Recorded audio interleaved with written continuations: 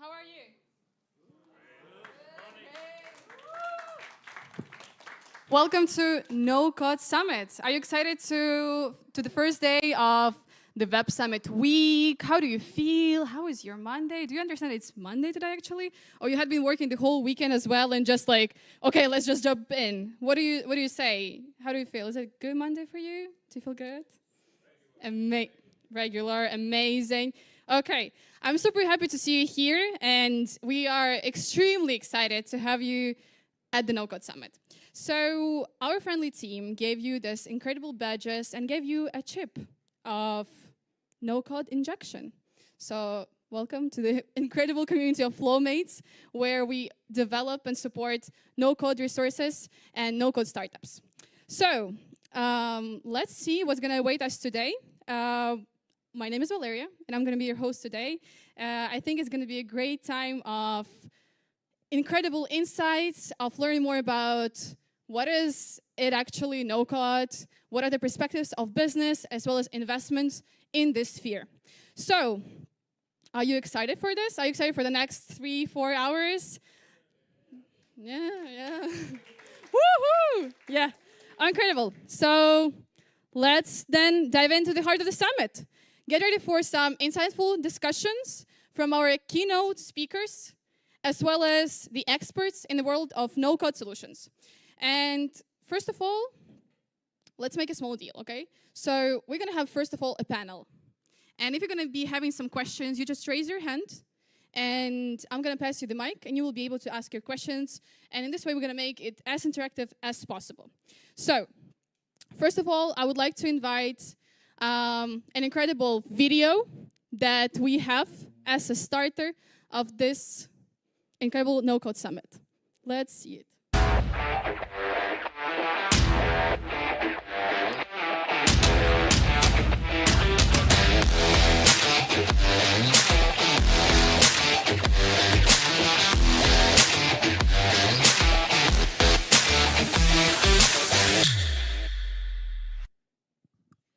Amazing. Let's jump in. So for the first panel about business and business track itself, challenges and opportunities of low no-code, extreme no-code for businesses, barriers and pathways to success, I would like to invite CEO of Platma, Maxim Prokhorov. Hello, everybody. Please take a smile. We will create our discussion very casual, without any bureaucracy, without any smart question and so on. It's very important that you involved in our discussion, because we will talk about very extreme, interesting situation which really happens now, this year, and will happen in the future. And let's keep in touch, my friend. And I begin to invite my friends to a panel, and we will begin our discussion. Okay. First of all, I want to invite Dmitriy Levkovich, Vice President of Digital Business at Noventig. Dmitriy, come to us. And next, it's João Nobre, International Business Consultant of Quidgest. Robert Mihaljek, come on, my friend. Sales Manager in International Market at Asseco CE. Raffaello Lepratti, Vice President of Industrial Manufacturing Cloud from Mendix. Come on. And Andrea Pereira, Account Manager, our System Account Manager, and Amazon Web Services. Come on, please. Okay, nice to meet you guys. And begin maybe from very important question, and begin from your side, Dima. What about, yeah, you will be the first. It's not a joke. What about corporate, oh, excuse me, yeah. Rui, excuse me, Rui, yeah.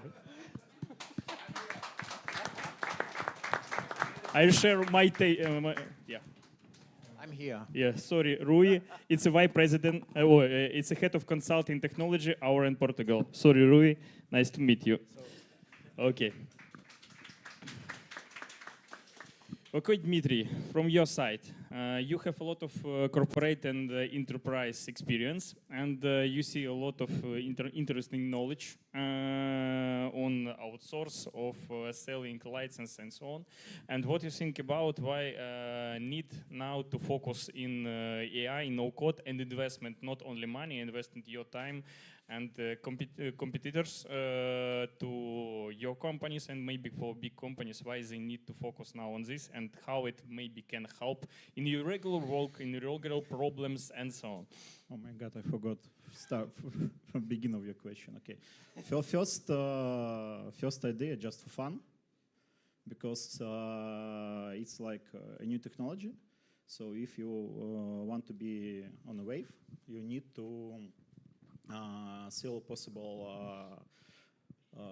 such disruption technologies. That's why we first look at Plasma, connecting with you, and start to analyze this. The second, our business now in almost like 55 countries.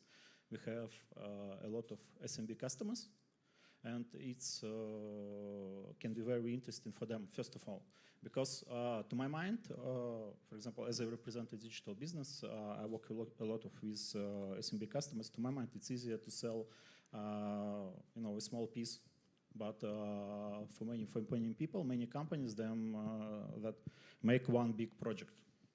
Because in one big project, it's very often you can make fuck up, yeah, and lost your reputation, lost everything. When you work with SMB, you can manage, your technology. You can get more feedback, not only from one big customer and etc. That's why we start to, investigate in no code, and Plasma is a representative of one of leader to our mind here, this track. So I don't know, we can say or not that we have some interesting pilots here with Plasma now in. It's not a secret. Okay. Because a lot of NDAs as usual, it's all legal stuff, yeah. So we have interesting pilots in some regions, so I think it will be very perspective. So for us, for Noventig, yeah, it's interesting way to make upsell for our customers and earn money together with you. So just business. Okay, cool. Thank you so much. What interesting it's about fuck up, but I think it's more painful expertise which you have if you work in enterprise and big corporate, and why no code really helps to do fuck up faster and come back, accelerate to do something better. Yeah, it's a good experience. Thank you, Dmitry. We will come back to you next questions. João, you have good experience now in Gen AI, and interesting question, how really AI will help to accelerate no code in the companies and going to influence next steps and create maybe new opportunities. What's your opinion on this way? Because you have a lot of experience in this. Okay, thank you. Thank you for the invitation, for Plasma invitation, for Quidgest to be here. You too. I'm representing Quidgest here. And in fact, you've been in touch with your team for a while now, so we understand very well each other's, and we have interesting objectives that are similar. Well, Quidgest is already a 35 years old company, so it's very mature, in fact, and has born in the first wave, the second wave AI. Okay. And then throughout the years has been working and putting investment on this Genio platform, and currently, so the days that we are living now are very enthusiastic for Quidgest, because Quidgest, the platform of Quidgest, is a generative AI platform already, being symbolic, so with precision. So. And having the possibility now to, and with the coming of the LLMs as we are seeing them appearing in the market, in fact, was one of the areas that was not yet automated by Quidgest. So when you produce a solution in our platform, the first thing that you need to do is define what is your model. So it's a model-driven generative AI platform, in fact. The LLMs give the capacity for the developer to interact with LLM and come up with the model itself. So truly accelerate the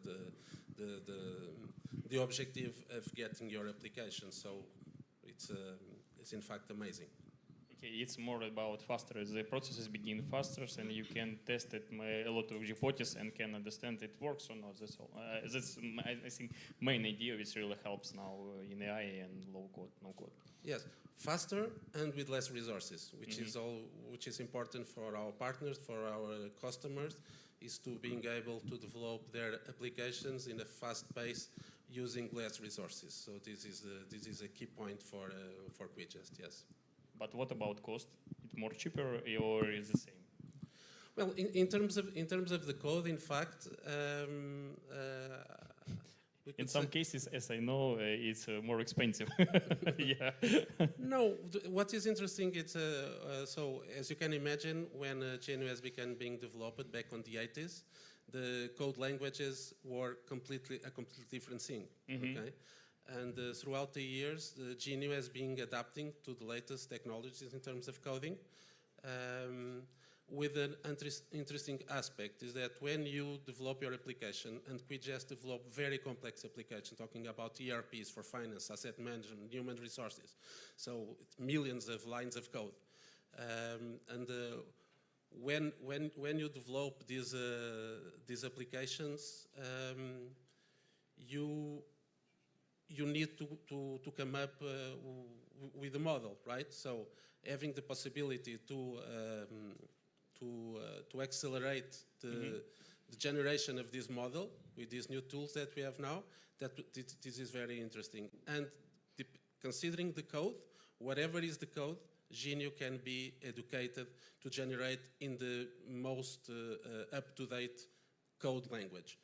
What's also interesting is that the models, they don't evolve that much throughout the years. When you develop a finance system or a HR system or asset management system, the model itself will not dramatically be different. And so with GNU, what happens is that you don't need to come up and develop from scratch again if you want to use, for instance, Vue.js as code language. Okay, so it's GNU take care of it. Okay, so this is one of the main advantages also. Yes. Cool. Thank you so much. Thank you. Robert, and question to you. As I know, you have a lot of good experience in Asseco about using low-no code, and please explain, maybe show something interesting case in how help for your distribution and sales to be more scaled and less scaled, and how you're going to market with low-no code and how you represented it. It's interesting your experience. Thank you for the question, and thank you for the nice event. By the way, we are friends with Flowmates and Platma. I had a look today. Flowmates, you said a bunch of geeks trying to bring no code to the market, and I really think that we at Asseco are also one of these geeks, right? So we are a vendor / a system integrator. We're doing a lot of projects with banks, governments, utility companies, and no code is one of the things we have to do because the complexity of the projects are getting bigger, and we need to be able to do the fuck-ups, how you call them, in a way that's more agile. So just to give you an example, so banks are very traditional or very regulated kind of companies. To enable their processes to be audited and according to the regulation, as well as being agile enough to respond to the front-end part for the customer expectations, this is not an easy task to do. So we try to use no code, and to be very transparent here, we as Asseco don't think no code will solve everything, right? It will not be the one solution that fixes it all. But we think a lot of places you can use it to improve. So we try to use it in places where you need more agility, like the front-end part of the customer, like the process definitions that need faster changes. But there is an investment. So there is an investment into setting the platform in the right way. And this is why we use an ecosystem of partners, such as Platma, such as other low-code platforms.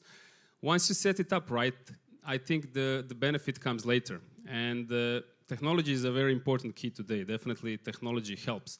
But we also think there is a culture of using the technology that we need to help our customers. So we really invest a lot of energy into building the center of excellence at the customer side. Because you can do the best project out there, and if they will be calling us still for every minor change, there is no need of this no code or low code. They still use it as it was done 50 years ago. So other than the technology, which we use, again, banking is an example where we use it in loan origination processes, risk scoring, where you need to fine-tune the process. It can be done by consultants doing it as a, sometimes even drag and drop, but of course you need to have it solidly built as a starting point. Also, flexibility is something that you do not have at that level as when you're coding everything from scratch. We believe it's a good approach to put something standardized and then reuse it as much as possible. Because if we let our customers say, do whatever I want, then I think we are not doing our job. And we as experts in the market, all of us here, should also try to shape what our customers need. And this is where I think then low code or no code makes sense. Once you set up the baseline properly, and they have some limitations, but not all, they can reuse the systems and really bring the business value to their end customers. And not to be just saying that we use it to help ourselves with our customers, we use it in-house as well. We are a company of 30,000 people. The part with which I come from, the ASI and Payton, it's some 5,000 employees. Our approval processes, our legal, our contract management, we had to deliver in our organization a DMS system with a low-code platform because it was impossible to build such processes that would survive such complexity. So wherever we can fine-tune and use people, again, on the other side and in-house to use it, this is where we see the value. And the value doesn't have to be 100% low-code.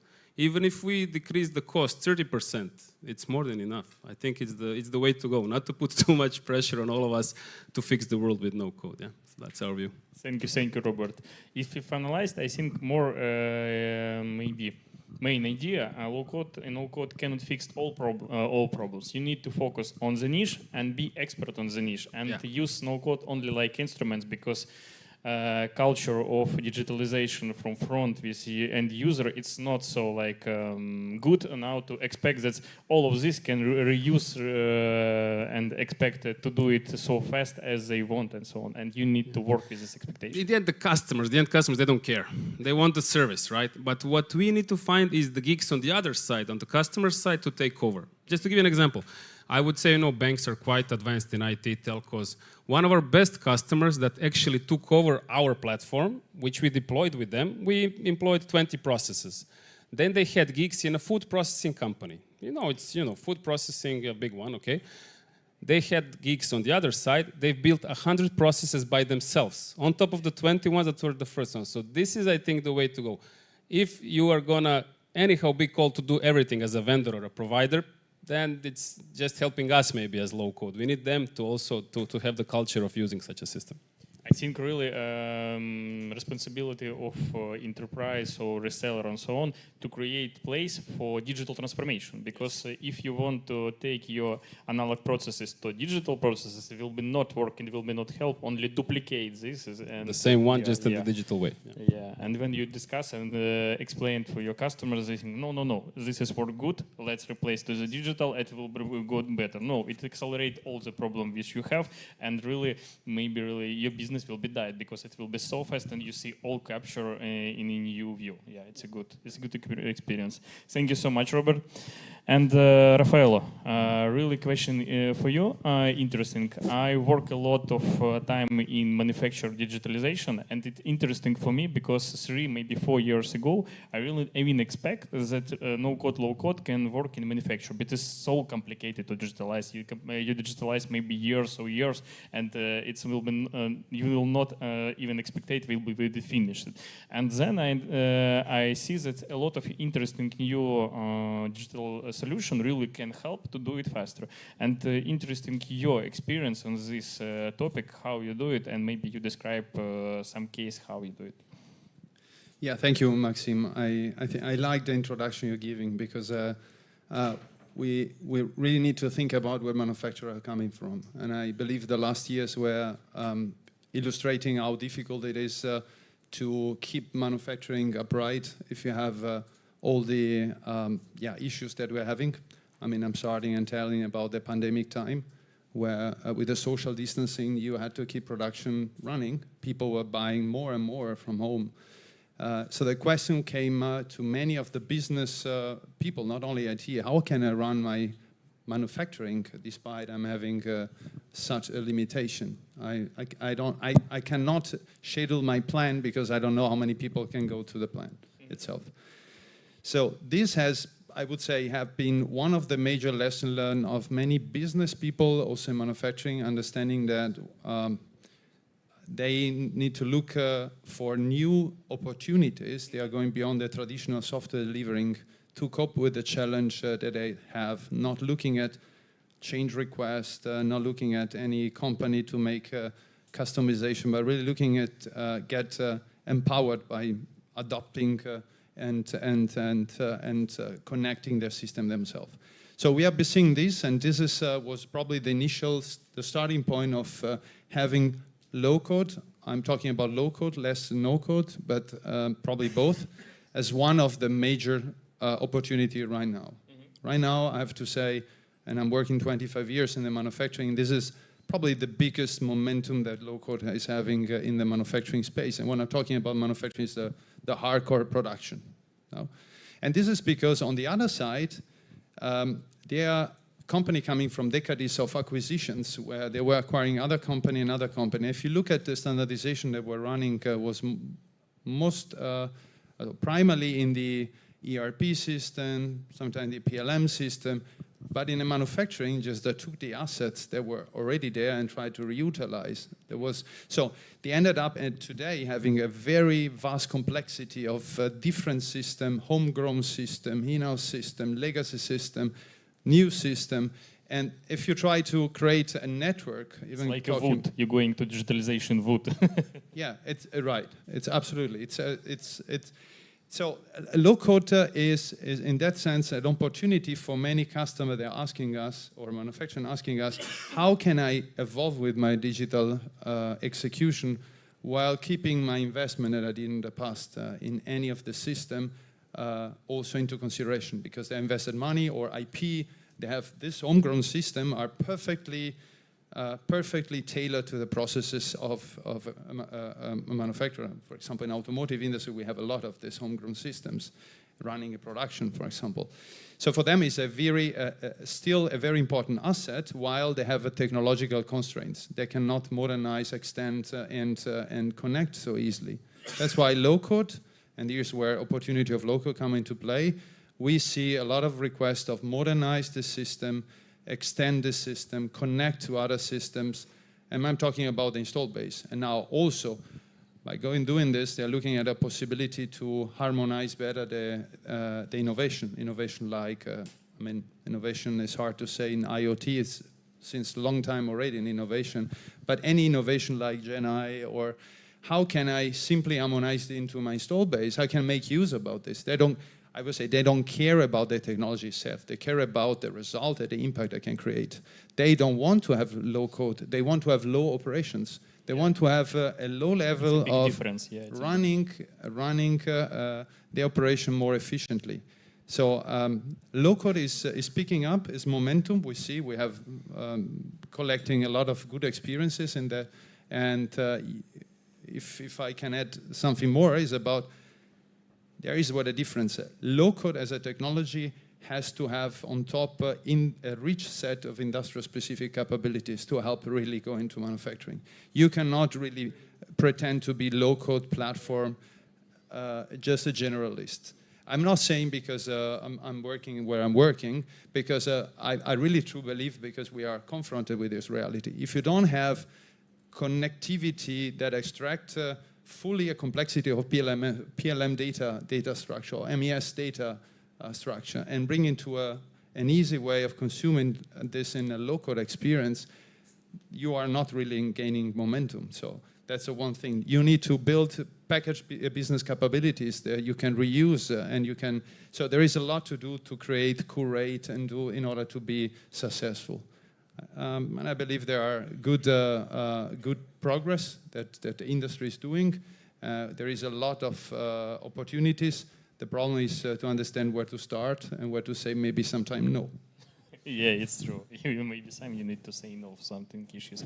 It's a really good experience and really good knowledge. Thank you for that you shared to us. I think, in my opinion, in production, manufacture, and low code, it's very important to give instrument which end user can use to customize his process. Because for manufacturer, every manufacturer has something process which really can help him to be more competitive. And he created a lot of different processes in a home work, and he needs these instruments to change every month, every day, every year. And this is low code, no code. It's, I think, good opportunity for customizing his processes, his value, and so on. Because it's SAP maybe and a different type of software, they don't have this instrument to customize yourself. You need every time to go to engineers to create new documentation, something new. But for customer, it's important. It's a time, it's a energy, it's a value, it's a market. Because if you don't do it faster, your competitive do it faster than you, and you will lose your market. And I think no code on this way in the manufacturer really gives this opportunity. It's important to share this knowledge for more manufacturers, that they need to understand that new era of digitalizing coming to there also. Yeah. Allow me to say one thing. You're talking very strongly about personalization, which is very important, really going to the true need of a user to expose the data and anything she or he needs to accomplish this duty even more efficiently. But even the simple things in manufacturing counts, like having application that runs on a mobile phone still. This is something that some of the top manufacturers that we think about, they are top actually, at least from a product point of view, yes, they are still lagging behind very much. They still have a lot of older systems. So mobility, offline capabilities is one of the things.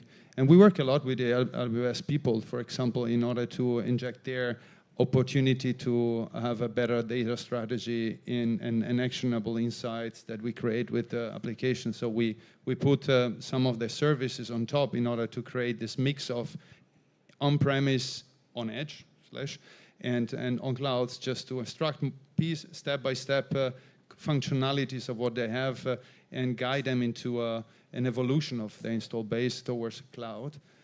Using and leveraging, for example, the ecosystem for us, like AWS an example, but definitely a way to compose your application, not anymore just to look at to create the application, but using the ecosystem really to make that work even better. It needs to be like orchestrator for whole of systems and gathering to one phone and to manage all this. Yeah, it's main idea of whole of digitalization by no code, low code. Yeah, I agree with you. Okay, thank you so much for your answer. Maybe somebody from you want to ask the question, because we spent a lot of time, a lot of energy to gathering such cool experts on this place, and you can to ask a lot of questions because these guys have good knowledge, the good experience, and you can share and take it to your companies, to UVC, to your market, and so on. Okay, you can ask maybe later, no problem. Let's going through. Andrea, nice to meet you. Hello, Andrea. What question I want to ask you? It's about generative AI and how it involved in software development and cloud solution. How you compare it? What knowledge and experience do you have on this way? Well, first of all, thank you so much for the invitation and for the time being here. Well, if we look at where we are currently on low-code and when we compare when the category was formed in 2001, it's absolutely amazing how low-code has found its way into building every type of app. So you now see customers building customer-facing apps, internal apps, complete core systems using low-code. So this has absolutely been transformational, allowing to shorten delivery cycles from months to weeks. And again, if we look at the highly regulated industries such as financial services, this is really helping companies, established companies, to compete with digital natives using the same level of innovation and delivering the same type of quality, but with a much lower investment that you will need on a traditional development cycle. So in a way, low code, I think it popped with mobile, really exploded and helped it to deliver that promise. And we are on a second wave of growth, I believe. Not all low-code platforms are built the same. So I believe when an enterprise company chooses a digital transformation project and selects a low-code company, they should be prepared to use a platform to deliver your most mission-critical projects, not only your pet projects. So one of those platforms is OutSystems. It is a great partner of AWS with OutSystems Developer Cloud. And generative AI is definitely playing a role on this next generation of growth. So on generative AI, I think there are two perspectives. First of all, AI-powered low-code development is really transforming the developer's experience. So it's enabling to be 100 times more productive.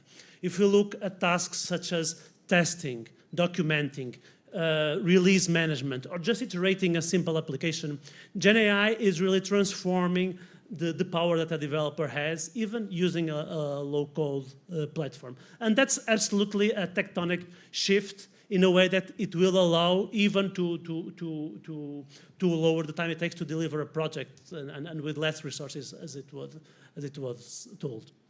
On another sense, much like you don't need to be a coder to deliver an application using low code, you don't need to be a scientist to leverage LLMs. You think so?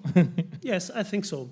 If you leverage the power of low-code development platforms, such as OutSystems or Mendix, and cloud-native services such as Amazon Bedrock, you really can use leading models, LLMs, from providers, such as Meta with Llama 2, such as Anthropic with Cloud 2, Amazon with Titan. When you combine them together, you can deliver applications very, very fast and leveraging use cases such as text generation, image generation, within a speed which was unthinkable using a traditional development approach.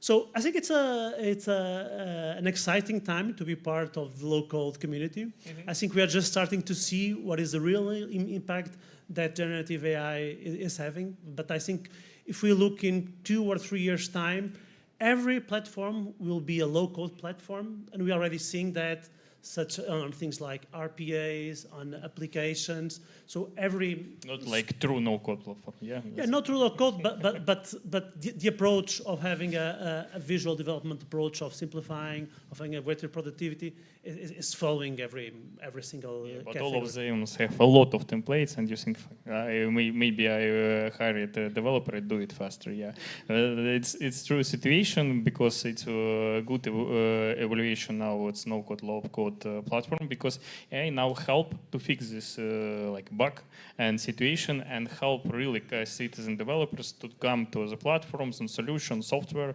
and infrastructure and understand for simple English or simple language how to reuse, how to going down well. And I think it's a future of no-code, low-code because AI now involved so much and interesting next year what forecast will be, what niche leader will be and so on. It's my opinion. What you think about this? Yeah, I fully agree. I think the citizens developer promise has never been really fulfilled. Mm-hmm. And I think the generative AI definitely is creating a path into that, into programming with English. So concepts as using your natural language to program, to deliver applications. I think finally, generative AI has the power to really make a business persona, a developer, which is something that, I mean, the industry has been kind of promising that through the years, but at the end, the projects are always delivered by IT. And we are starting to see that we can have developers inside business departments using Gen AI to deliver experiences and to maintain those. And that's also a transformation on the delivery model because IT starts to have more of a platform provider inside of companies and a knowledge center instead of being focusing on delivering applications. They'll be delivering a platform and the business personas will have the capability to deliver and to maintain those applications if they use things like English for programming. That generative AI really has the potential to deliver that. So I think it's an exciting time. Yeah. It's moving very, very fast. I think if we look in just in a 2 years time frame, we will see dramatic changes as the adoption grows within companies. So it's great to be part of this community. Thank you so much. Thank you so much. Okay, Rui, I have a question from you. It's really interesting situation because I don't even think we work a lot with KPMG, PricewaterhouseCoopers, and then we find that consulting company even have their oversource and low-code stream and how it works. And it was interesting experience why we ask our friends to invite you, because we want to listen to this experience and maybe describe how in consulting in this area, in this business, using no-low code, and how you help on the market to introduce, improve, and work on this stream. Okay, first of all, thanks for the invitation on Auron, that is here in Portugal since April. Just to let you know, and being the last one to speak, of course, several things have already been spoke. As a consultancy firm, lots of our works is on digital transformation of our customers, meaning that we need to address several set of projects, a set of transformation on their strategy and how they organize themselves. Having said that, and I think it was you that spoke that the business users don't care what is the technology. They service. Give me a service. Cheap service. That's they just want, in fact, what and I'm used to say that the technology, we don't care the technology. It's what we do with the technology is the goal of the business users. So. This is one, I would say, one pillar that we need to assure. The second one is that they want their service fast. Okay, the competition today and the pressure in the business market is so huge that they don't want the platform or the application in the 1 month. They want now. So on the fly, yeah. Yeah. So you need to have real platforms that are easily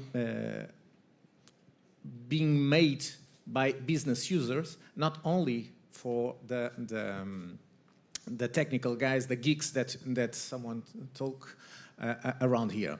So we need to assure that this pillar of fasting, real-time applications, real-time development is real.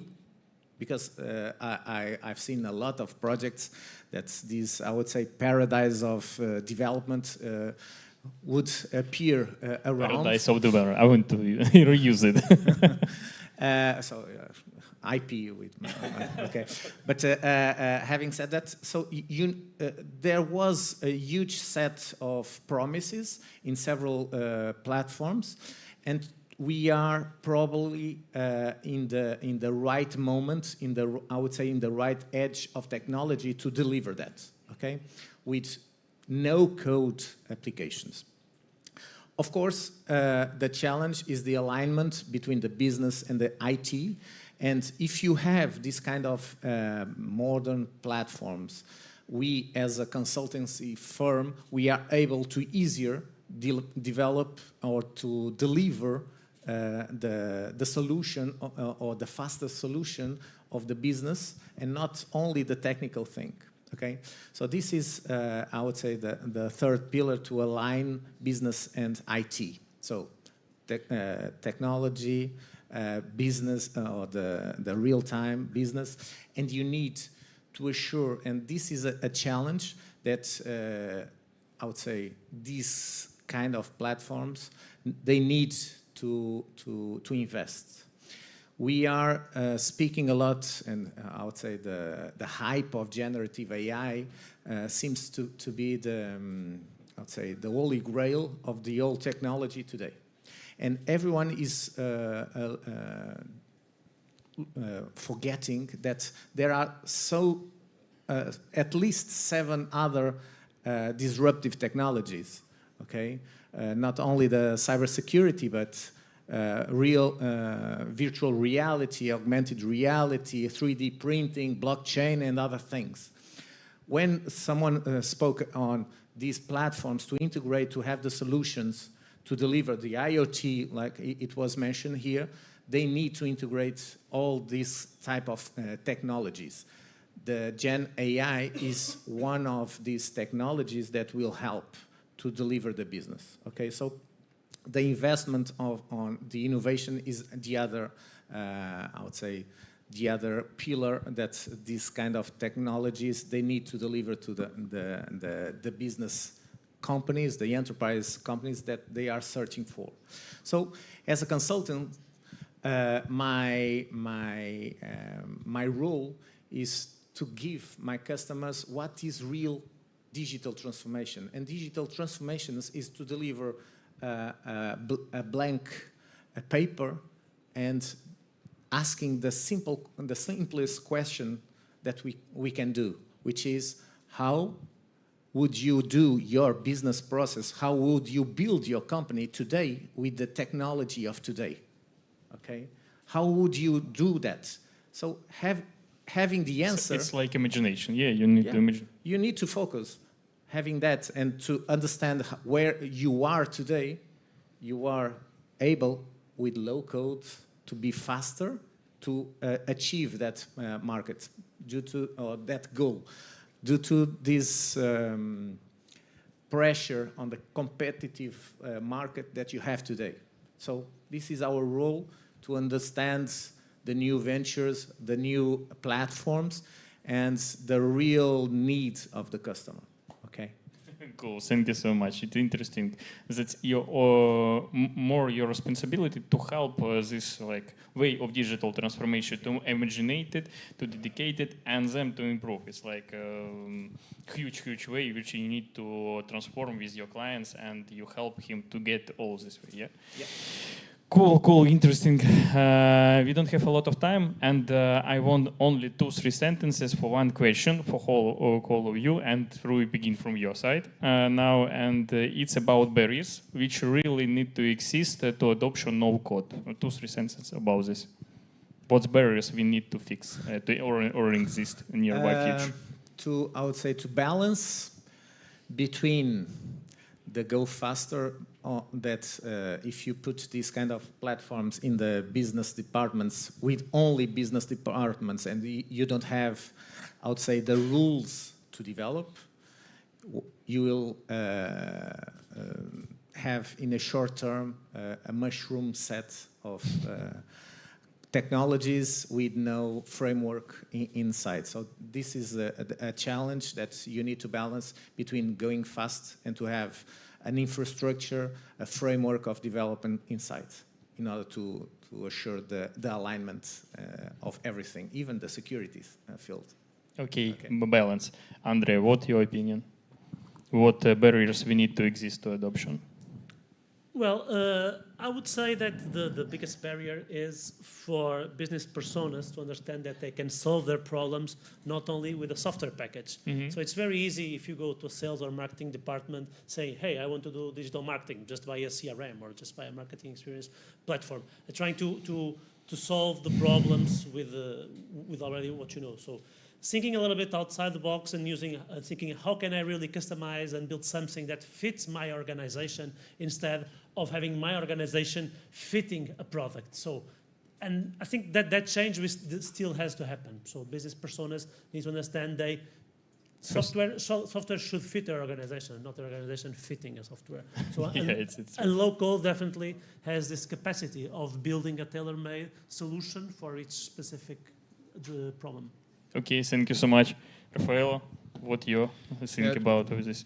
I try to tailor my answer to manufacturing. So I think the biggest barrier we're currently encountering represented by, and I agree with what you said, so once you bring business and IT talking together, there is the other side of the coin. There's different agendas, and there is in between, if you want, there is the business IT, the shadowed IT. So reporting to IT, but assigned to business. If you bring a new technology into that, sometimes, not always, it's perceived as a threat for them, because losing control, losing the job. So you need to orchestrate very well the introduction of this. That's probably the biggest challenge we have in the traditional manufacturing industry at the moment. Thank you so much, Robert. What about your barriers? Well, I think the barriers are not in technology. They're in the capacity to deliver projects. So especially digital transformation in different areas, in government, for example. This can be a 10-year project. So one of the barriers is to keep the people, maybe more, to keep the people motivated to do it.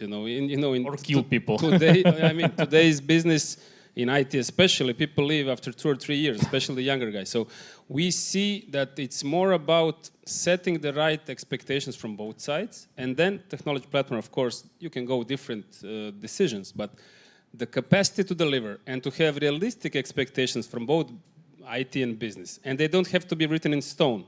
It needs to be changed every 2 years probably. This is something where we see more, let's say, the challenge than the technology itself. So our focus is on finding the right counterpart on the other side, even not going for every project. This is also something, it's crazy. I'm a commercial guy, but you don't have to go for every project. Maybe we should think about it in a different way. So the capacity to deliver and to keep this culture of, and I think really it's now more and more IT and business needs to work together. You cannot have islands anymore, because this is a nice recipe for disaster of a project in the today's world. So the capacity and going in the same project together, this is where we see are the barriers still for full adoption. It's being, again, used already, and you can use in different pockets of companies as well as vendors the low-code approach. But if you really want to, transformation that will go end-to-end, which who knows even if it's possible, to be honest. Maybe we should keep it in some confinements. This is where we should break these barriers. Thank you so much, Robert. What about you? What about, in your experience, what barriers we need to exist? Yes, it has already been touched here, but clearly the bridge between the IT departments and the business people responsible. I think it's impossible. No, it's possible. It's possible. It's a joke. Sorry, it's possible if you have the right tools. Okay, Quidgest is in fact a case study of this. Okay, because we have our R&D, our software developers, our luxury guys, very good, the best in the market. So they develop Genio, and they promote the patterns that are available in Genio. And then we have our business units, which are consultants, in fact, that they don't code, they code using Genio. So, so putting these people, having the ability to making them communicating with something that is understandable. So the business people, they know exactly what is the pain that they want. The pain that they need to take care. Okay, the IT, the software developers, sometimes they don't understand that pain. They have their own pains. Okay, yeah. And so but having a tool like Genio that is able to connect, to make the bridge between these two. It will be like not a bridge, a translator between business and between IT. Yes. In different language, you need to understand each other to create. And in fact, I say that Quidgest is a use case of this because it's a company that is 35 years in the market now, with success. It's a lot. Yes, with success. And from the beginning, in fact, from back on the 80s, putting all the bets on Gen AI. Okay, so I must stress again that Genio itself is a Gen AI tool, symbolic because it has precision, is based on logic. Okay? The world is now completely flashed by Gen AI, but we are talking here about Gen AI neuronal, which are the LLMs. Okay, yeah. So it's also a very interesting. It's also a way to evolve very fast if you are able to put Gen AI symbolic like Genio to take advantage of Gen AI neuronal as an LLM. Okay, and that's exactly what we are doing at Quidgest. Okay, and I will pass the mic. Thank you so much. Yeah, cool, Dim. And what about your barriers? What we need to exist? What the problem and barrier? To many people who is optimistic in generative AI. To my mind, because you all want to simplify it. company, big company, system, and etc. I very agree with Rui. You forget about other technologies. We can make mistake to lost big picture. Without this, okay, now we can fix something with generative AI, low code, no code. But if you lost big picture in couple years, for example, everything will be broken, because it will be not one system. It will be a lot of small systems which built some guy who now here in company that know changing process and etc. etc. So to my mind, it's a big optimistic in AI. It's the main problem. Yeah, cool. Yes, AI cannot fix all this. Yeah, and in my opinion, I think more it's a barriers. Low code, no code begin to launching from 1996 from IBM. In only now it will be on accelerated, and I think it's not only because AI begin accelerated, but it's I think it begin only that a lot of people begin to understand what the digitalizing is.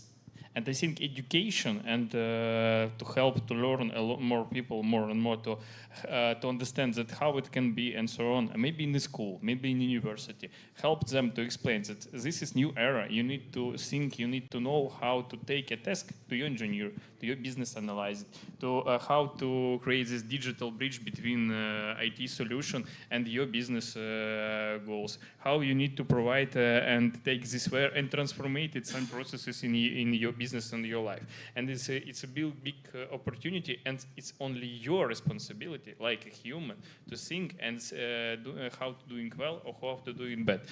Not software can't thinking from you how to do business. You good. You are so optimistic. People still try to broken 5G technology, but you want that they will be change their mindset. Yeah, but it's right, but it's a very hard way. Yeah, thank you so much. Thank you so much for this panel. And I prefer to take a photo because every day, every time when I come to some event, my marketing, where is photo? Where is photo? Let's create gathering photo.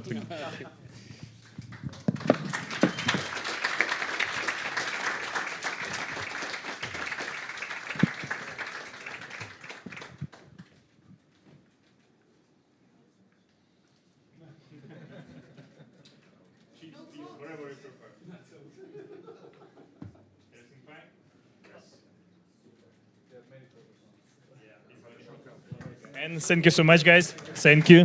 Thank you. Thank you. Thank you, Robert. Thank you, my friend. Yeah, I live here.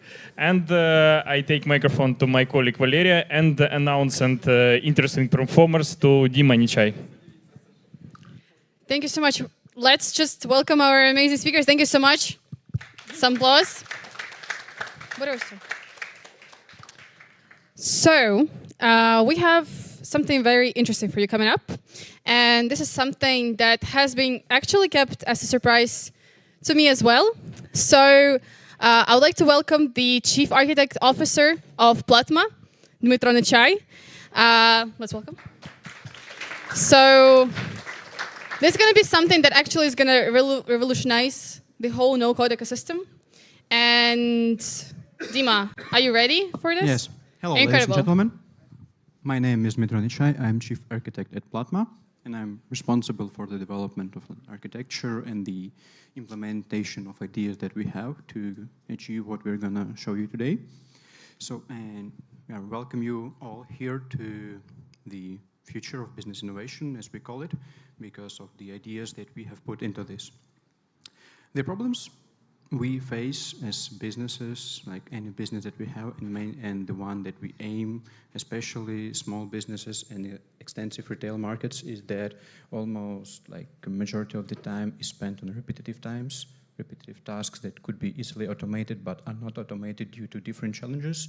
First of them would be the problem of finding the people that have the exact expertise you need to solve your problems, because, well, you know the problem, they know how to code it, no one knows how the problem and how to code it, and you spend a lot of time sharing the information. The other problem would be the price that you get for the automation. It's usually a large one. And it goes on and goes on to the lack of expertise, lack of the knowledge in certain areas, lack of the business knowledge. And we go on to things like system capabilities, security concerns, when you have multiple services doing the job you need, trying to tailor fit what you need from 2 and 3 and 4 systems at once. And what we have decided to do is create a first, not maybe the first, but the coolest one at the moment, domain specialist-oriented low-code platform. So Platma is a low-code platform that's aimed at the domain specialists, so that the people who know the processes, that they are the people who can solve them, they can automate them and bring the value to your business. Here is an overview of what looks like. Basically, it's a platform, an infrastructure, a tool, a one-stop service for you and your business automation. If you need to develop something, you use Platma. You need to host it, you use Platma. You will need to maintain it, to get information about it in externals. We provide everything for you at Platma. Well, if you need to do something like more complex tasks and premises, we also allow you to do so using the Platma itself, as we have built in like extensive import and export tools so that you can use it on your software, on your platforms, on our infrastructure. You can make a hybrid option whenever some of the parts you host yourself, some of the parts you host on Platma, and some other parts of your entire information systems is hosted on third-party providers.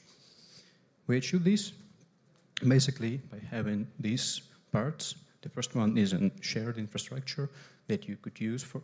It's powered by us, it's maintained for us. You could provide your own, you could use ours, doesn't matter.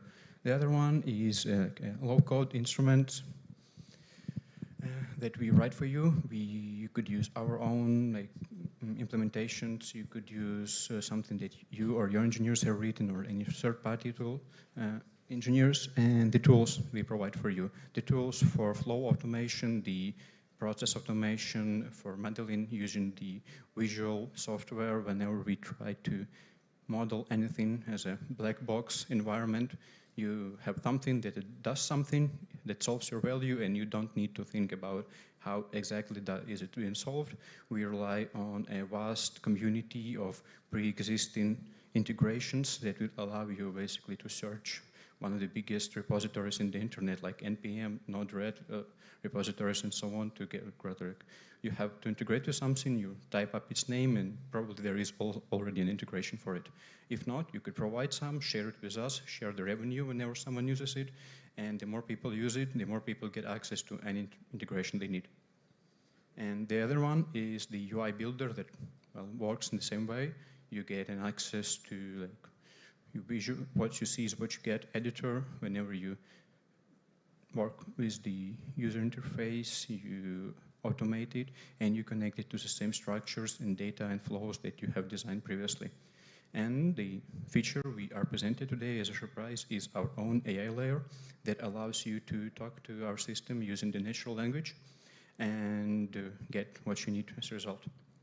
So let's imagine picture me as a small business owner.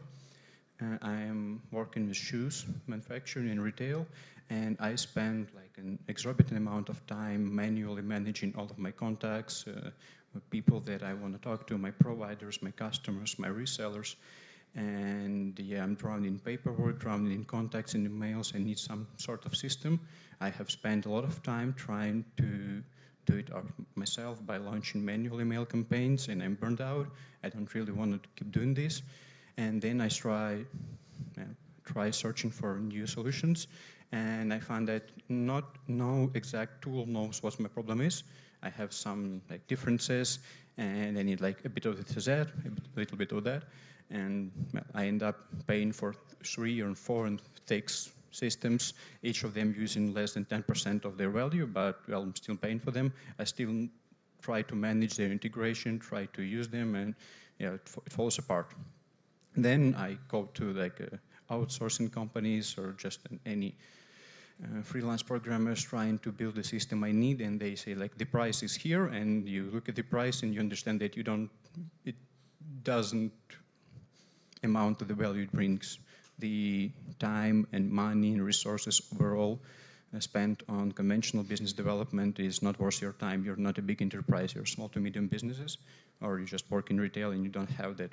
Or an alternative, you are a person, a domain specialist in the company, you don't have the budget to create a new system just for you, and your IT will never allow it to be integrated. So the future we propose is here.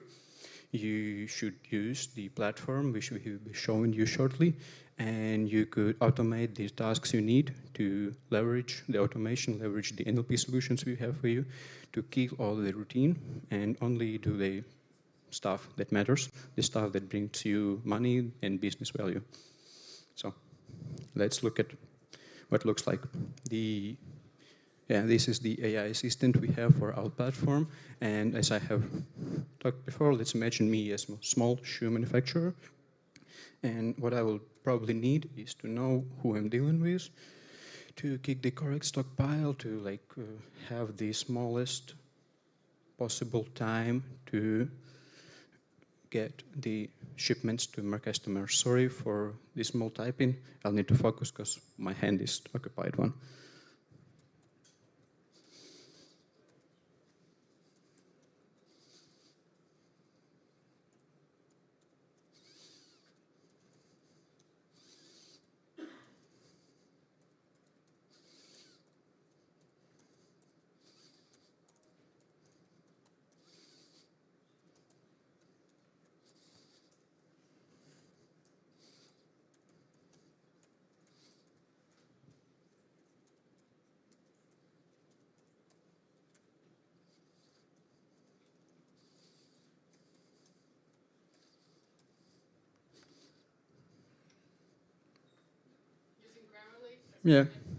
So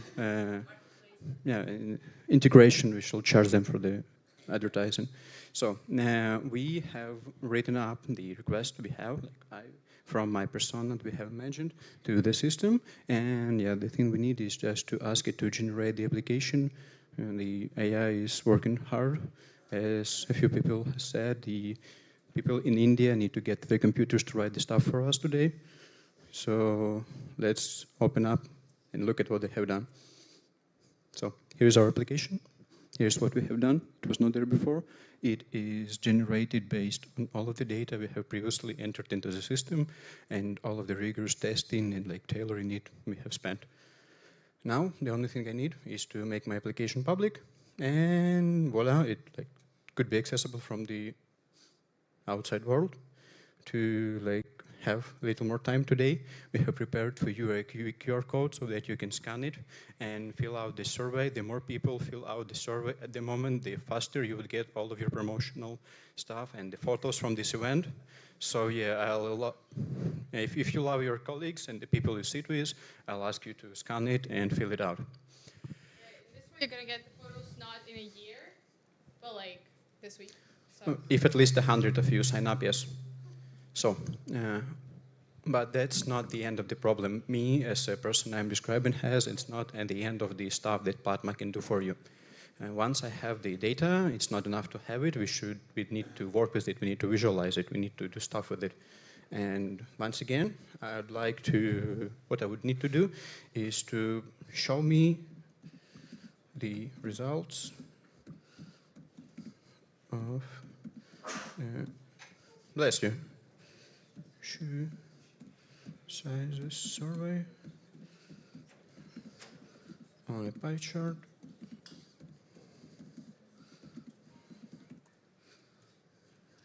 So basically, that's the basic stuff we need.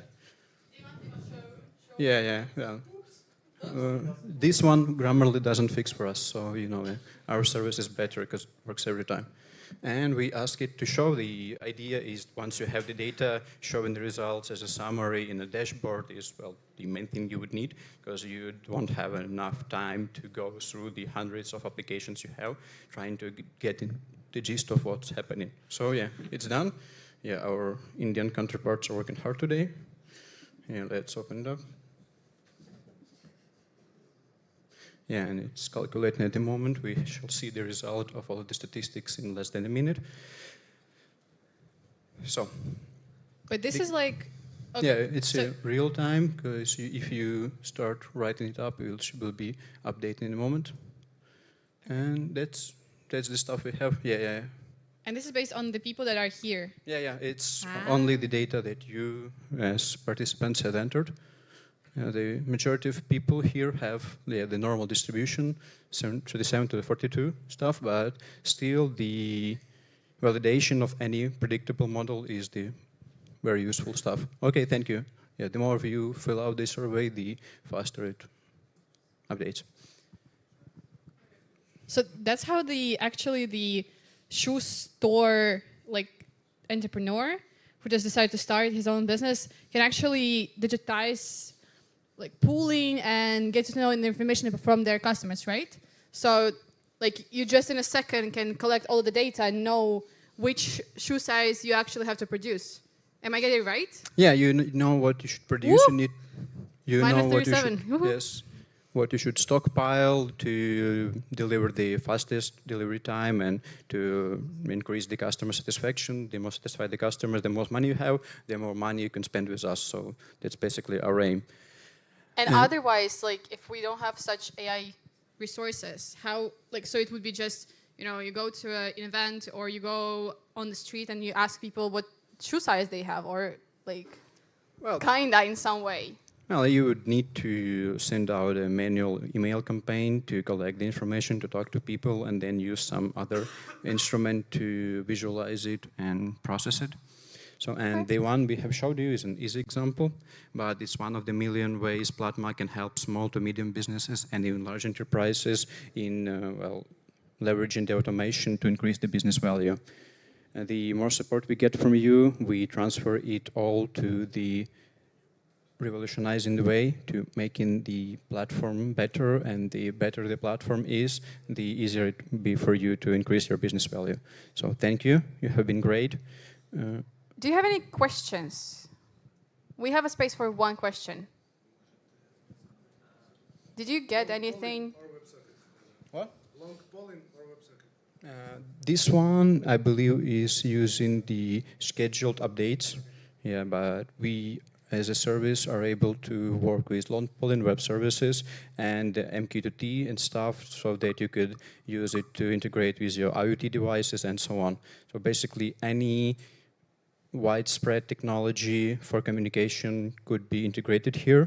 We have the existing stuff for MQTT, message, like RabbitMQ messages, HTTP, WebSockets, long polling, and just basic event emitters. So, whatever you need.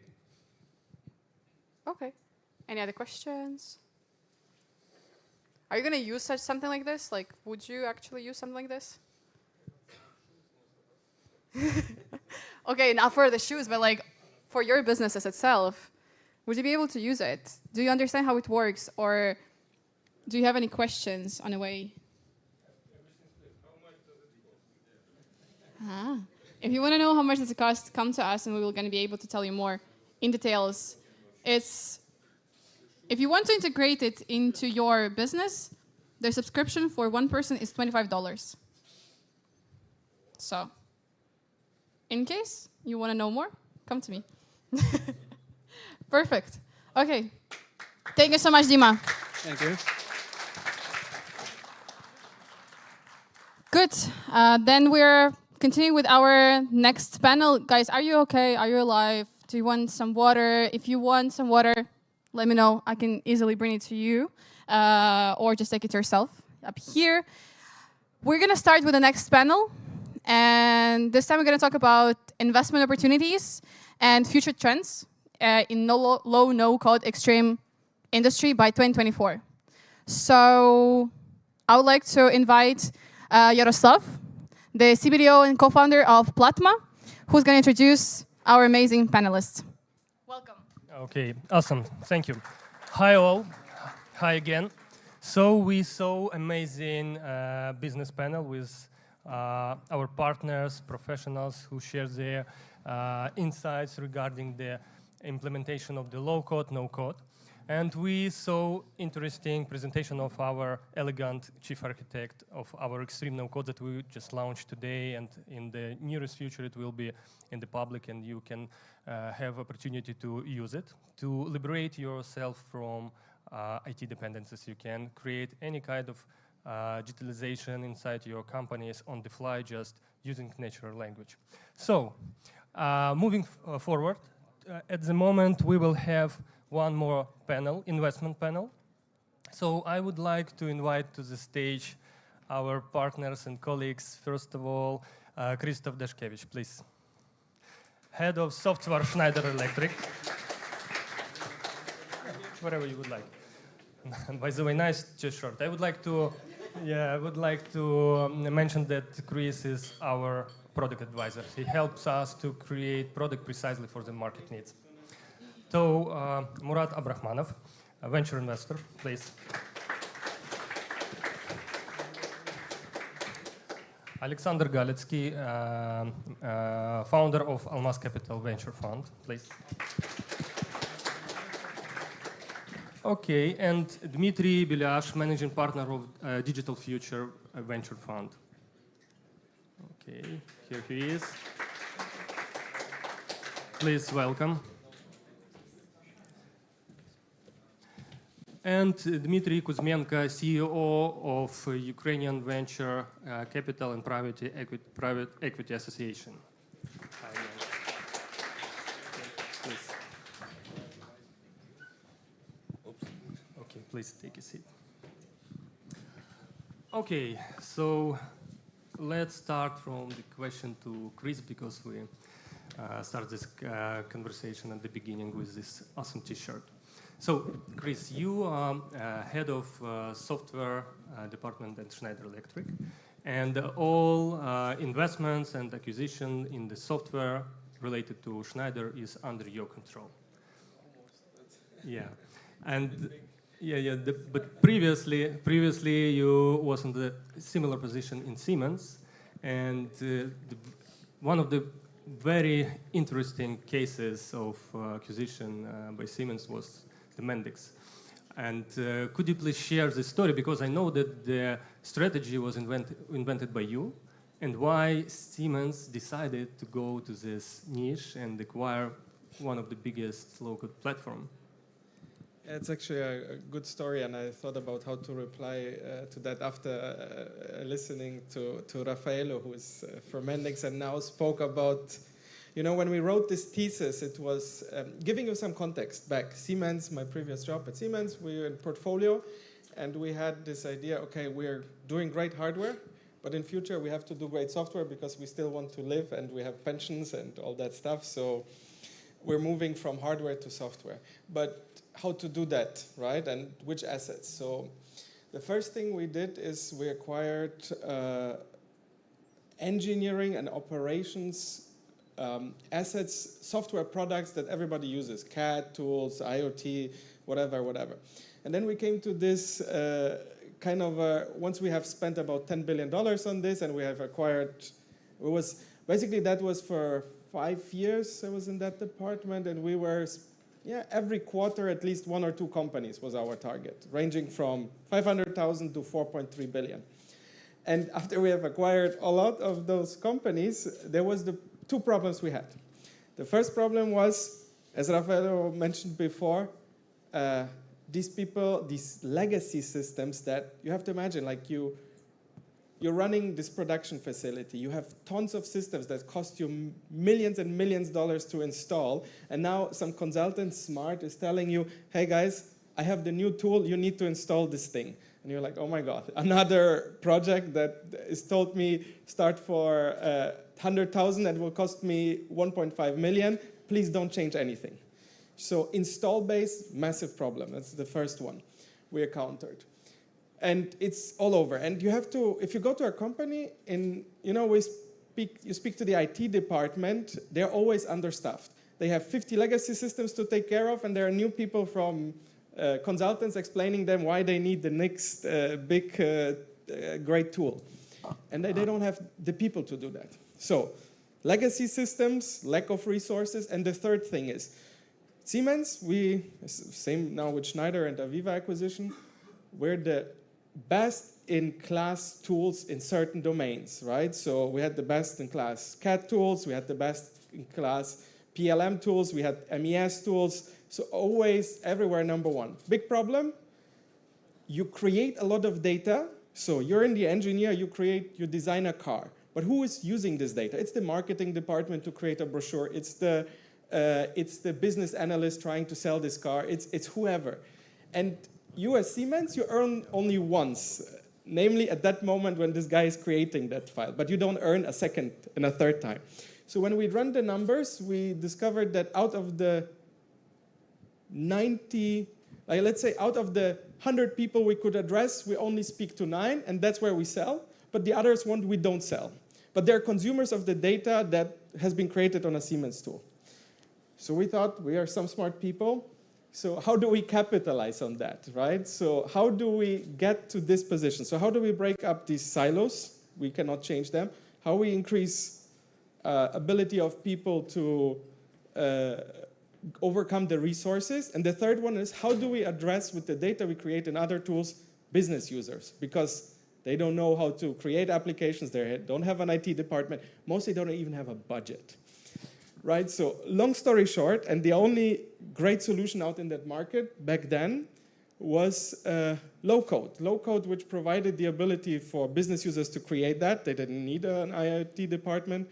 They could do it on themselves. It had a lot of pre-ready connectors, which was to MES systems, PLM, and so on, and so forth. And the third one is, it gave us access to every user down in the road. So we as Siemens that only speak to engineers or operations people now could go to a marketing and say, hey, what about this? Do you like it? So, and to close that subject, so we looked at multiple platforms. We looked at OutSystems, APN, Mendix, you name them all. And why did we decide back then for Mendix? Because for the most simple thing is, it had a graphical user interface. And the test was, our CEO asked his daughter to write an app. And she tried it on all these systems. And she said, only one I can use is Mendix. It has a graphical interface. It likes PowerPoint. That's because, and like now, I don't know, it's not what you asked, but I'll give you a perspective. How did it work out? And Raffaello referred on that. It is a way longer journey than we planned in the beginning, because it doesn't take, we thought after 2 weeks, everybody will love it. After 2 years, everybody will use it. Reality hit us. It didn't happen that fast. And we're still on this journey. So I hope. Awesome. Very interesting story, especially where we realized that the daughter of the CEO did the final decision. Okay, so it's very interesting insight. Like this, but but it was involved in the process. So, but in terms of investments, let's think. So the Siemens acquired Mendix for 800 million of euros. So, and what is the synergy that you received after that? Because what is the capitalization of the company at the moment? And as I read a lot of the Mendix implementations with the Siemens, they acquired a lot of new markets and new industries as well. That answer is not that simple, because first it's confidential, but I give you still answer. So the first issue we had, Mendix was strong in banking and insurances. That's where they grew the most. Why? Because their IT department were the savviest to use that technology. Manufacturing, as I told you, they live on systems that were 20 years old. That's the last thing on their list on innovations they needed. So we had to still keep alive what they had in banking and in insurance and in any other industry that they were. Carlsberg was one of the big customers. While still then making the transition to use the story that I just described, which is you have independent pods, you want to build a layer on top of it, and so on and so on. And when it comes to synergies, it's actually, I cannot disclose numbers, but I can tell you one thing. It overachieved any plan we ever expected in this. And the reason was because two things we did at that time quite smartly. First thing we did, we left the company independent. So it was not what we usually do. we usually are super great in buying stuff, integrating it, and then somebody forgets it's in the numbers, it becomes a unit under. So Siemens has 300,000 employees, so now you buy a company of 100, 200, it really doesn't matter, right? You just get lost in the processes. We left them alone, they kept the name, they were a completely separate unit, and they were enabled to drive their own strategy. That's number one. And then second of all, you get this massive accounts that they were never, I mean, if you call today as Plattmann, whoever you call, and you say, I have this great technology, please talk to me, right? And try to calling BMW, okay? I bet they will say, yeah, come tomorrow. But if you call a Siemens and say, hey, listen, we have this new thing that will solve the problems. And by the way, we work for 25 years, we know all of your problems. I promise you they will take an appointment with you. And that synergies that were mostly sales synergies, they literally arrived and we didn't destroy the asset. So 2 things take away. We didn't destroy the asset through integration and we created a lot of sales synergies. Yes, thank you. You just described the strategy of Plattmann, by the way, how to penetrate the market. But what's next? If we will shift it to Schneider Electric, what's next? What is your strategy at the moment? See, at Schneider, we're, nobody ever recorded this, but we're following the same logic, right? You have, well, I mean, Schneider Electric is one of the biggest customers of OutSystems. I think maybe even the biggest. And it's the same. We have a ton of users internally. We have an internal central IT department. And most of these internal, let's call business applications are written on OutSystems within the Schneider Electric universe. And we have tons of them.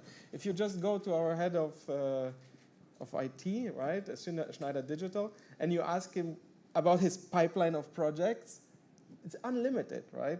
So, and if you now, OutSystems pitch basically from the past was, hey, what about you do twice as much in the same time frame? There was a no-brainer, right? But if it comes to what's the next thing, I mean, low-code has been there, and I like what I think you said, everything will be low-code. Trust me, this MES, there's not a single MES system I look today that we invest as Schneider Electric that is no low-code. Every application will be low-code. So the word low-code is abused in many different ways. What we speak about, Plattmann, OutSystems, Mendix, are low-code platforms, right? For IT departments, for other departments. But low-code, every application will be low-code, right? So an MES system will be, the next-gen MES systems are all cloud-based, all low-code. That's why you have to be careful because you will hear this word low-code quite often, pretty much everywhere. But now when it looks like, where do we look at it? So we had run a project with generative AI also within Schneider for, not so much for low code, but for generative AI for coding PLCs, right? So that was, we still produce PLCs and we were using, I'm sure Siemens is doing the same thing. And it is extremely enhancing the productivity of developers. You would be surprised how much it does so. But I would be really, really cautious about saying right now at the stage where it is technology-wise, it will disrupt everything immediately because it will not. There are still challenges in this sector. Like, just ask your ChatGPT to tell you what time it is. Just tell him to change a code that you have written last week. It's impossible. It's not possible to do that stuff. Why? Because it has its limitations, right? And you have to understand these limitations. So yes, it can help you in the commutation, testing, stuff like that. That's great. But it's an enabler to something. It's not the end game, right?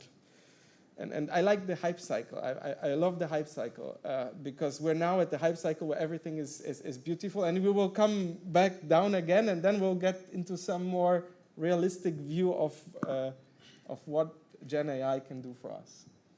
Okay, thank you, Chris. Thank you for your answers. Murat, let's shift to the question to you.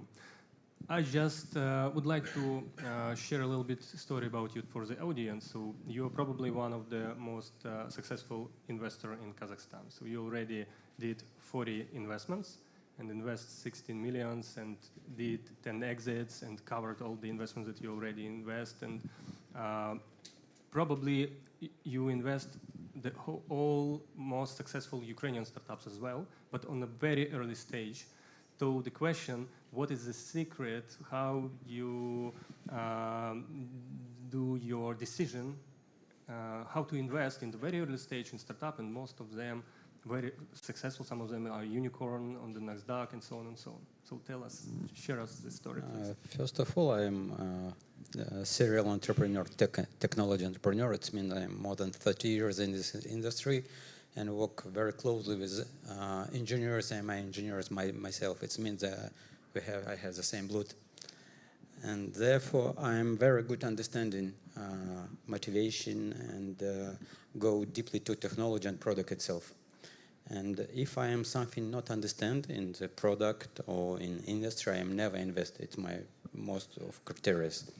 It means that if I have my personal opinion, and I believe to the people, I believe the founder, and I know that during the development of the project, many of them could be make some pivotal or something like that, because it's normal. It means that quality of the founders, particularly in early stage, it's most of important criteria.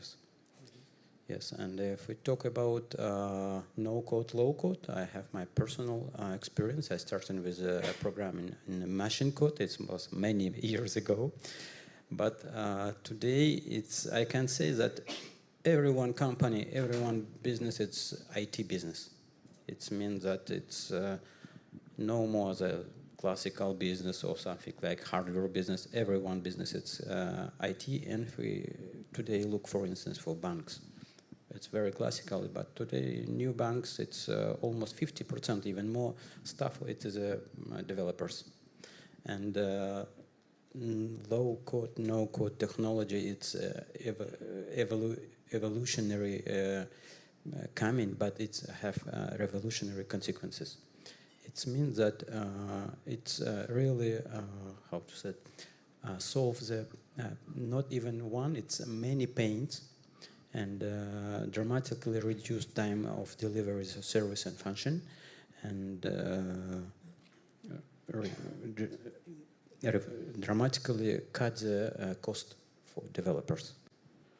And therefore, it's just it's trending. It's trend, and of course, I'm as a venture investor, I should be in the stream. Yeah, thank you for the answer. I just would like to add that. Murat is also our investor, and what we felt after your investment, that probably all venture funds from Kazakhstan and Ukraine trying to knock to our door, because if Murat invested money and he's so successful, let's talk to these guys as well. It doesn't mean that you received money from others, but it means that all of them would like to have this conversation, and we appreciate for this. Thank you. Okay, so Alexander, Alexander Galitsky, founder of Almaz Capital Venture Fund. So at this moment, you are raising the fourth fund, and the previous were raised with the support of EBRD, IFC, World Bank Group, Cisco, and other stakeholders.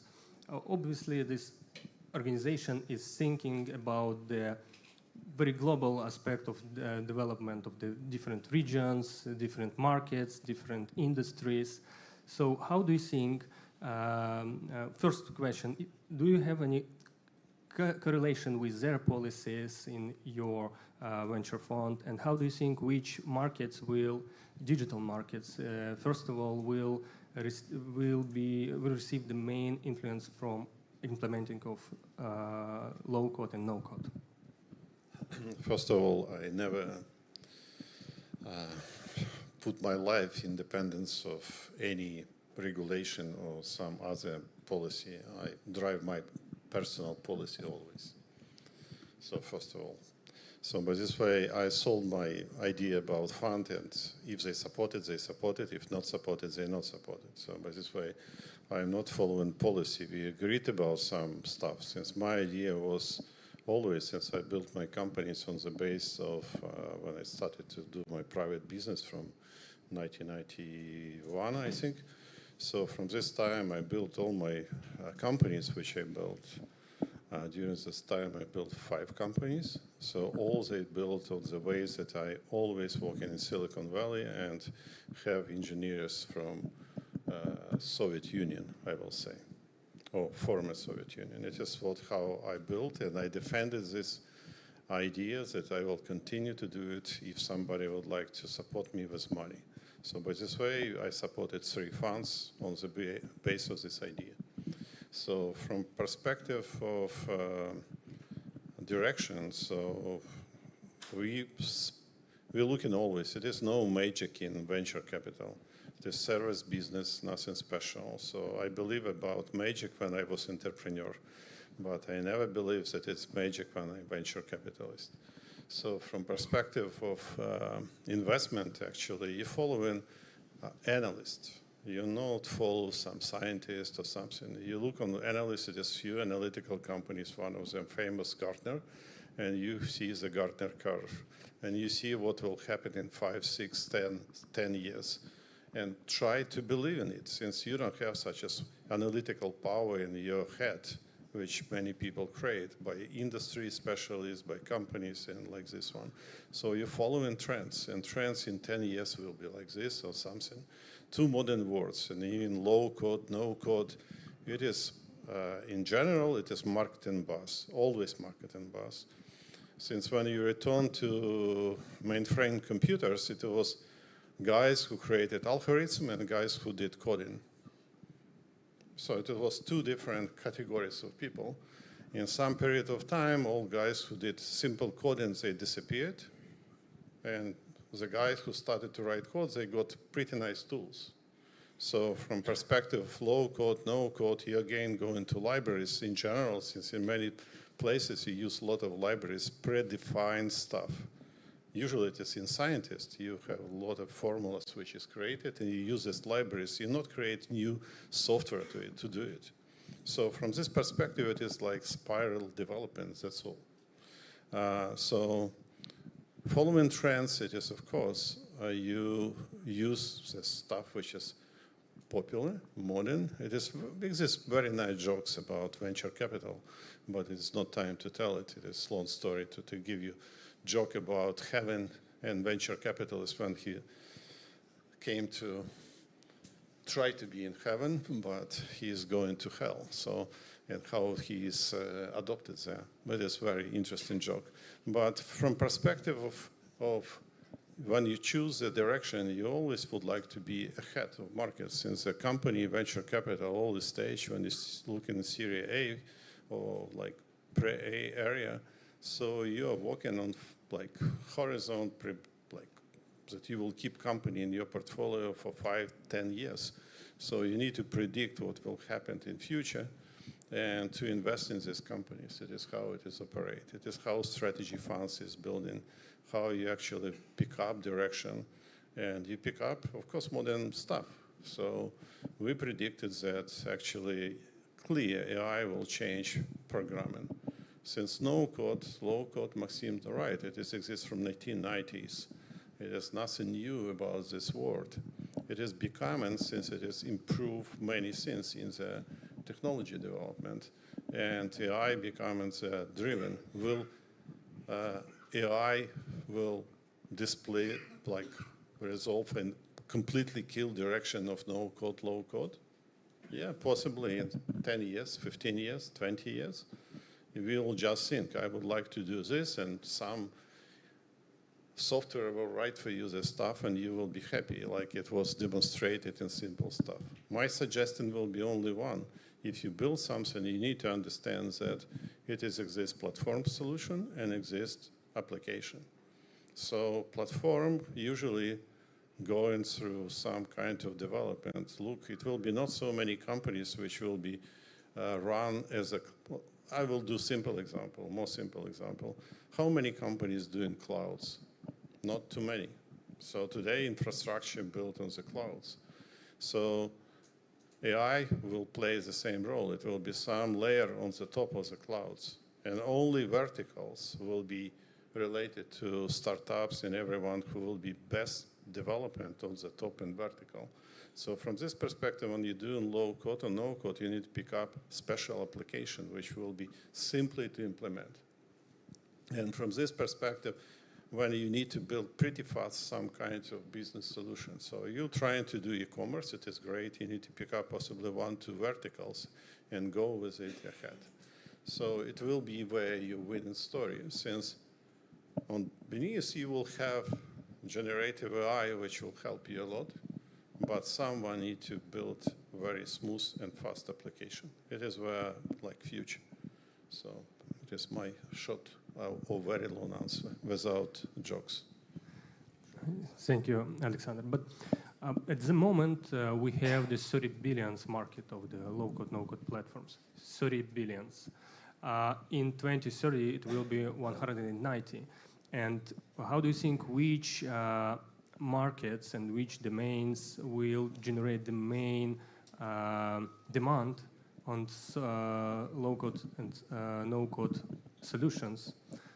In our perspective, we foresee that it will be SMBs, because finally they will have the opportunity to reach the tools which cost not $5,000 plus or more, but quite cheap for them to use. So please share your opinion. No, I will say it is slightly different. It depends from how world will we develop. Yeah, so I always, when I started to speak with you, actually we are first investor in your company, well, first indication of money which we gave for you. So, and reason for this is very simple. Reason that it is special situation exists in many places. Economy in many places need to be emerged.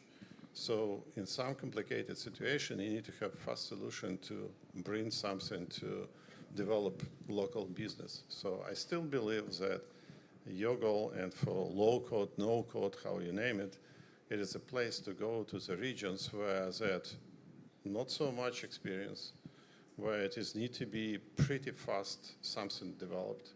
And what is need to be fast developed, it is some kind of services which is need to be run and to run for this economy. I believe the strong market for you and for other guys, it is with business application. I'm speaking about not fundamental stuff or platform development, or I'm not speaking about layer which is sitting on the top of cloud or generative AI. I'm speaking about specific application. So you are going to this region where it needs to be fast develop of economy. And in this case, it is, as I told, pretty straightforward point. It is the countries which require it. Yeah, so I spoke today with, yesterday with Maxim, so I decided to invest in fusion technology. It is completely different, yeah, so since I believe the development of the world will happen with some kind of breaking technologies, and somebody spoke about many technologies, it's not too many. It is few of them which has changed the world. And one of them is, for example, energy. But if energy will be in each country, they will need to operate with business. If they need to operate with business, you need to have fast application implemented there for specific business. And from this perspective, it is where your future, from my point of view. Since if you are going to compete with 20 existing no-code, no-platform companies, it is very difficult to win game. There's too many of them. Okay, thank you. Dmitry, let's shift to the question to you. So you are managing partner of Digital Future Fund. It's quite well-known and successful Ukrainian fund. I think you have the biggest amount of the exits in Ukraine at the moment. Can you share a little bit story about the fund? How many exits do you have? And then we will shift to the low-code, no-code questions. Thank you for having me here. It's a big pleasure. And I see a lot of fellow Ukrainians, so happy to meet you guys. Digital Future, it's Ukraine-born venture capital firm that invests mainly in Ukrainian founders working on the global markets.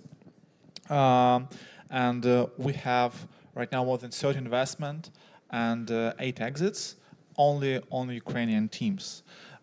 So we saw like a lot of different companies. We literally see hundreds of different startups every month that are going through our pipeline. And I'm happy to see that more and more companies are appearing despite the Russian invasion of Ukraine. So that's why the thriving ecosystem is amazing. We see a lot of low-code, no-code companies in our pipeline as well. I would say that I will play a black hat role here because I'm quite critical to all companies in this series that are coming. But I think it's also can be valuable for all of you here, so I'm happy to share my perspective. Okay, thank you. So, by the way, we were on your radar as well, and you gave us, by the way, the highest valuation, but I have to highlight that we cover this round without cap. So what is, in your opinion, the main challenges for low-code, no-code startups at the moment in attracting the investment from the funds? So I will share a few my thoughts that are very personal. I don't have any, deep data behind it, but I think that observations from a random fund manager can be quite valuable. First of all, it's competition, guys. We never wrote that we are a low-code, no-code focused fund on our website or somewhere. It's the first conference in this area where I am or my partners are appearing, but tons of companies coming to our pipeline in this sphere. So I think it's a lot. So it's a big competition considering, it's a big market, but still, right? So, and you compete in a quite challenging economic environment. You need to understand this. So that's why the requirements to your startup and expectations may be slightly higher than to others. It's the first thing. The second is that I see lack of marketing and business skills among founders. And I think that founders of low-code, no-code startup often do not understand the specifics of their audience, because guys come and say, look, I'm going to become a standard or some kind of like that for hundreds of thousands of developers all over the world that will develop tools based on my technology. So, and when they say this, they don't consider themselves as an audience because they're also developers. And if you think about yourself, how as a developer you are picky, how much education you need to do this, to integrate a new tool, how hard it is to go through all the development bus, how hard it is to convince the developer to pay for something and not to get a free library. So all these things are not taken into the account, and I rarely see quality marketing understanding of attracting of the audience. So guys build stuff, but they don't have a understanding how to sell it. And the third, I think this is actually the biggest challenge. It's actually the nature of integration of the platform, because so ideally, in an ideal world, person comes, like a client, let's say it's a new company, they want to build something based on your low-code, no-code system. The best moment to do this, it's when the company doesn't exist, when it's just a start, right? Because in this case, you build something from scratch, you adopt the system, you appear in a dream situation when you grow together with this company, you increase your rate limits, your pricing, and so on. But this is a situation that rarely appears, because to use the system, you need to have money, right? You need to pay for this. There should be a funds to pay for this, and when the company doesn't exist, there is typically no funds. So often you come to a state when there is something already set up, and you say, integrate us into your stack, into your ongoing product, or replace something. And it's a very hard game. It usually fails, because developers started thinking and not seeing opportunities, but they see problems with integrating new tools into the current stack. And I rarely hear also a vision how to solve this, this adoption barrier. So that's why, even though we have a lot of low-code, no-code startups coming to the pipeline, we typically reject and we don't do deals because of mainly these constraints that I hear. And I think that if you overcome these few challenges that I mentioned, you're going to have much higher chance for success on the market and as well as in investors. Okay, thank you for a great answer. By the way, do you ask your or share the idea with your founders to use low-code, no-code solution to create their MVP, to reduce their costs on the very first stages? Absolutely. Moreover, each time when at least mediocre, not bad company comes, I send the link to either our own companies, because all managers own the business, or to our founders and ask, guys, what do you think? And all answers that are shared comes from the founders of the startups. And typically, they don't buy what people bring to us. If our founders and our CTOs in our companies don't buy, we don't invest. It is simple as it is. And it's 100% when from more than 50 companies, I think, there was no purchase. Even though we encouraged, we brought a deal, but nobody managed to convert it. Guys registered, but there was no quality marketing. That's what I'm saying. I think people in the low-code community need to be less developers, but more marketers, because it's not that hard to create a low-code, no-code platform, frankly saying, guys. Like you can do more low-code, no-code with existing low-code, no-code tools. And there is a generative AI that was mentioned earlier. So it's not, you don't create a spaceship, right? It's a pretty straightforward thing. That's why you should put more efforts into your marketing efforts and making it like sellable. Yeah, and absolutely agree. And your product should become kind of standard. Okay, thank you for your answers. Dmitry. Dmitry is, let me repeat, the CEO of Ukrainian Venture Capital and Private Equity Association. Awesome. Yeah, and it's quite big organization in Ukraine, combine probably the main stakeholders, main venture funds, business angels, private equity companies, and so on. And you are very strong in the field of generate different reports with data. Yeah. So, and it's kind of very awesome, by the way, reports. If you will type in Google UVCA reports, you will have the whole overview of the whole Ukrainian ecosystem and even abroad. So you have kind of helicopter or bird view on the industry. And my question is, what is the main investors' attitude at the moment toward no-code, low-code startups? I would say that you heard Alexander, you heard Murat, the same attitude. I would say from my perspective, in any case, if I have to choose what startup or what industry to invest in, despite all this, scientific stuff and all this scientific approach, how to calculate it, what is the RIO, return on investment, and so on. I'm looking at where is the money, and that's it. So right now, I was sitting here and considering if I were asked, would you invest in low code? I would think, so what to invest in? Into another one low code, no code platform? I don't think so. So what to invest in?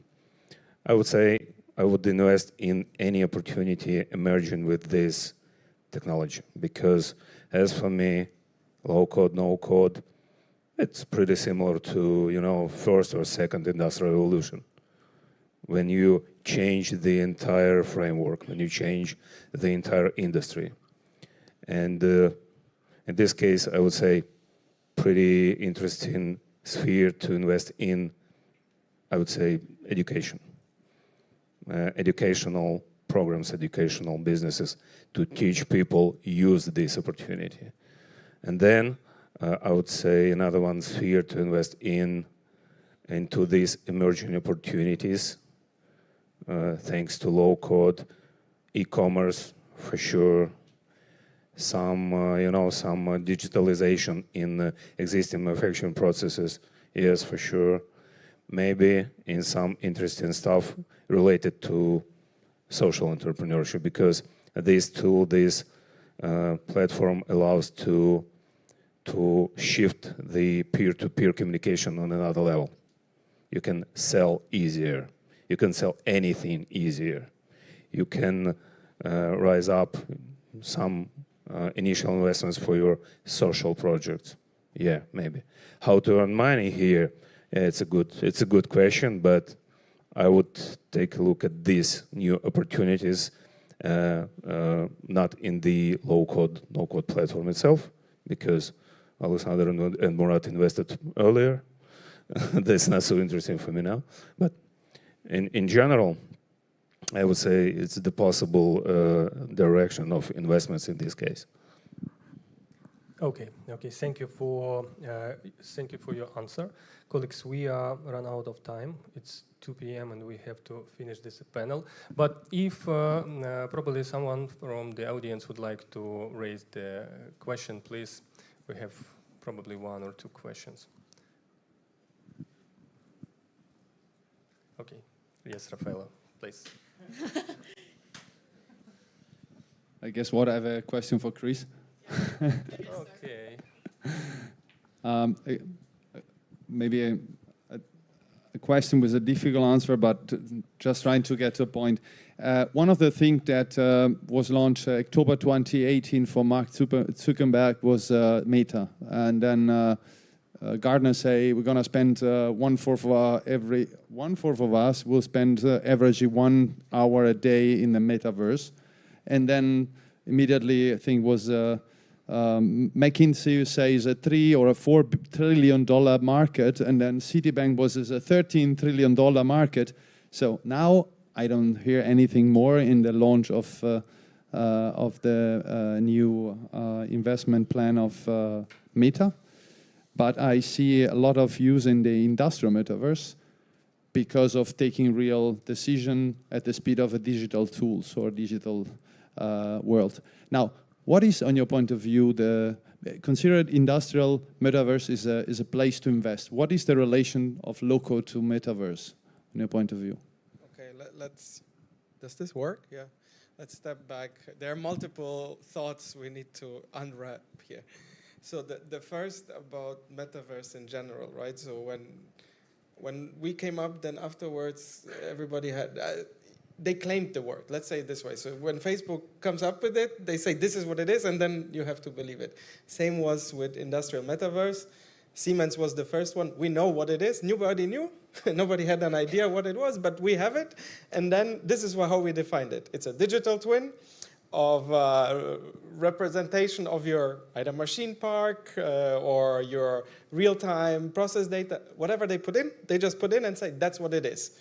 Okay, so, and then the market basically, this is how it works. That's why marketing is so important, right? So they claimed the word, and then everybody had to follow. So we didn't know what to follow, but at least we had to follow it.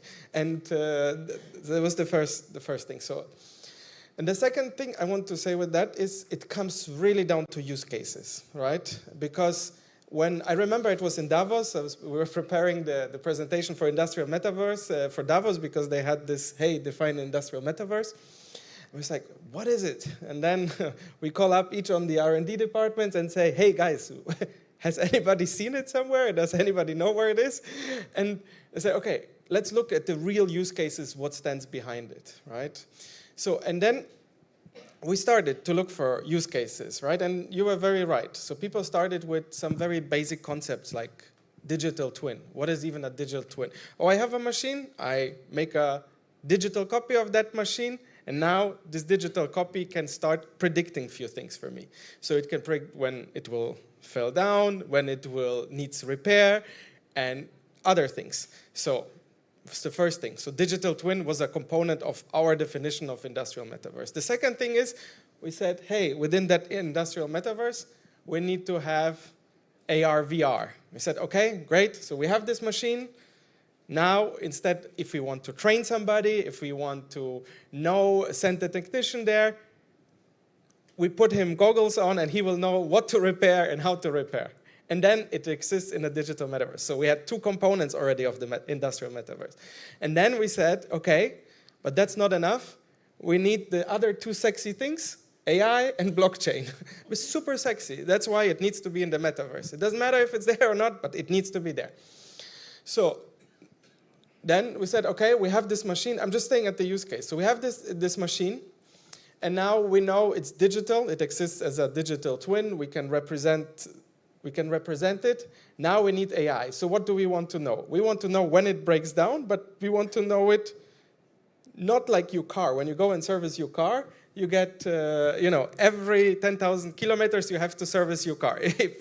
They will change the brakes, they will change the stuff, but you still don't know if it needs to get changed or not, right? So AI should solve that problem. We should only change these parts that are really needed to be changed, and they should be changed, let's say, a week ahead, not a month ahead, not 2 years ahead, and you should be ordered to enable it. So that was the third component we had on the metaverse, what was AI. And fourth one, as I said, was blockchain, because it needs to be secured and it needs to be tokenized. And that's another thing, because we said, hey, not only do we want to have this machine, but we want to actually be able to sell the machine time to someone else. And that opened the industrial metaverse for us. Because all these things enabled the industrial metaverse, but the moment where we start creating new business models out of these technologies that are underlying, that's what I just said, AR, VR, AI, that we enable, for example, a manufacturer to sell his machine to somebody else, but not via making phone calls and putting a marketplace out there, but through tokenization and through a new business model, then it became the metaverse for us. And that's how we defined it for us. That's how we brought it to the market. That's how we explained it to Davos. So to answer this question, metaverse is a buzzword we all like to use. It becomes only real when you have real use cases, right?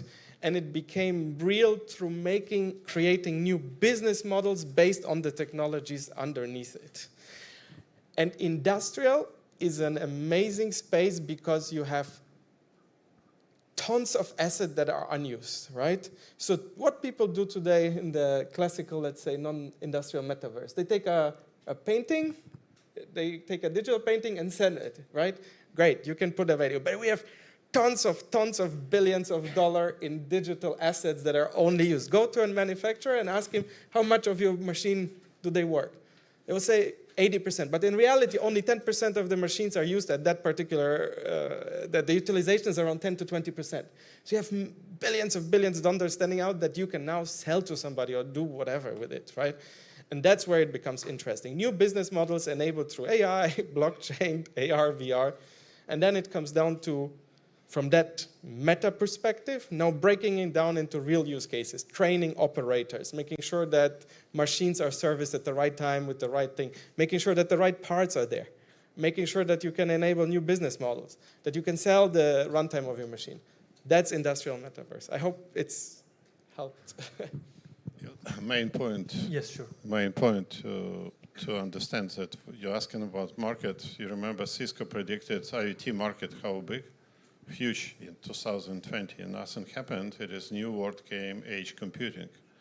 So by this way, now it is meta. So it will be like development, but technology stays the same. It is right. It is use cases. This was recommendation to Platma. It is user scenario how it will be used. It is very important to put on front and after to develop. Thank you, Alexander. Thank you, Chris. Raffaello, thank you for special question. So, colleagues, thank you for your answers. Let's have a photo, and we'll shift to networking part.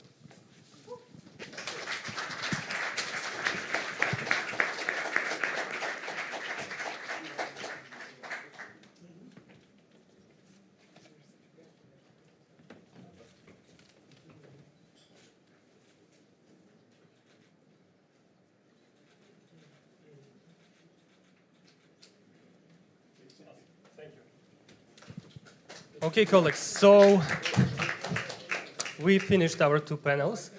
Now we have 1 hour for networking. I just would like to highlight that there are a lot of the stakeholders of Ukrainian, Portuguese venture ecosystem in the room. So here is the startup Lisbon, Unicorn Factory, Portugal Ventures. There are Ukrainian stakeholders like Unit City, Tech Ecosystem, UVCA. You will have opportunity to communicate during the short cocktail party. And one more thing that tomorrow at the Web Summit, Platma will have our own stand. It's B604. Hope to see you there. We will have pitch on the 14th. On 14th. As well as on 16th. Yeah. So hope to see you there. So please enjoy. Thank you for your time. As well as, guys, you can have your photos downloaded from, if you scan the code, as well as soon enough we're going to announce you the No Code Summit in Kazakhstan. So